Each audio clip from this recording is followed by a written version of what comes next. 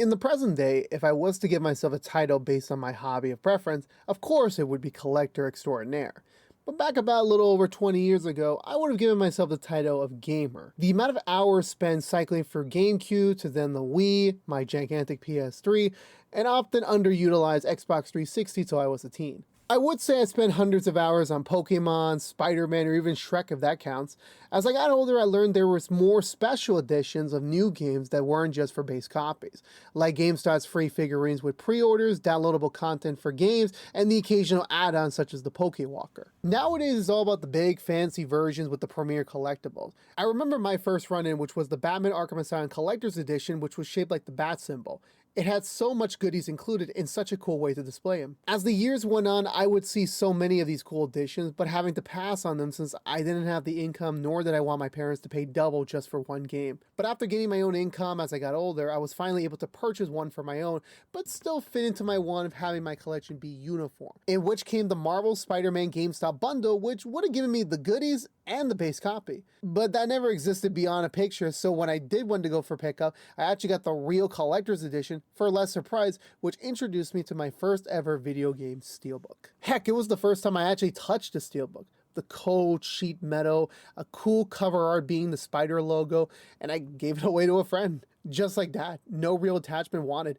I didn't have the desire in 2018 to start collecting them. But as time went on, I started seeing more and more collector's editions, including Steelbooks, which were only included in the top tier version of games. Then in 2022, when George gave me my first Steelbook, things were slowly changing until the spring earlier this year when I got a free Final Fantasy VII Rebirth Steelbook with my Best Buy pre-order that was different from the collector's edition version. That's when it finally hit me. Why the hell were these Steelbooks paywall behind a triple-digit price point? Let's put away the big statues of Sephiroth, the 18 inches of Venom, all of that, and just focus on this middle case here. Why can't they make a middle ground edition with just the Steelbook?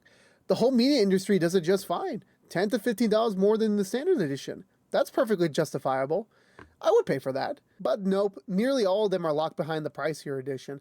Now one could say, suck it up and pay for it to get the big statue, the art book as well, which, yeah, probably equals the price point, but still. Even in today's economy, there isn't enough money to justify such a big payment for one game only. I do understand this is the hobby we're in. We paid hundreds of dollars years ago, it's going to be the same now, and they still sell out, so is there really a negative thing about it? Okay, fine, but if Best Buy can justify printing them out for free, and in my opinion, better versions of a Rebirth Steelbook, then why not have it be the new norm? Heck, just even a free variant, maybe just an inverse version of the cover. I don't know, I'm just stretching over here. But there's gotta be another avenue, because when you go on eBay or any other resale website, there's always that scalper that'll take the one piece from the big set and price it for almost half of the set. It makes you wonder by that point, maybe I should have just forked over the money for the actual collector's edition. The cherry on the cake here is that if the store can order these free copies and not see any change in the revenue, then you know these companies are making gold off of the copper here, which is the price of the business. Low cost to make, high price to mark.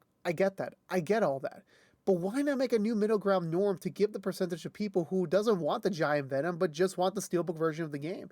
Price it for $90. Raise it by $20. I'll feel better just knowing I didn't have to make a lot of space for all these giant statues they're pumping out with these editions. You assume with the growing attention on Steelbooks and actual physical media that you would want to strike on this and make some real money. Look what Disney is doing by releasing their Disney Plus shows on the market in this media. It's printing out money here. There would be a set amount of people ready to jump on this if the price was right. I get the whole fluffing out the big box set to justify the cost, but the way business and marketing should work is adapting to what your customers want. That's how you hook them for more and for longer. But no matter what I say, they're going to keep doing this, because for them, it isn't a broken system. It's different if these editions are sitting in a warehouse somewhere, gathering dust. It's the opposite here, where the section is bare until the next game gets one. Every big game next year, GTA 6, I would not be remotely surprised if it's the same thing again. Announcement and then a sellout. Maybe I could still get my Steelbook back from George, maybe? I'm gonna try though. But until then, I'm gonna be posting around eBay to get the ones I missed out on. This has been Joe here from the Collection Compass. Thank you so much for tuning in. Please stay safe out there, everyone, including your wallets. Be good to each other, and as always, peace out.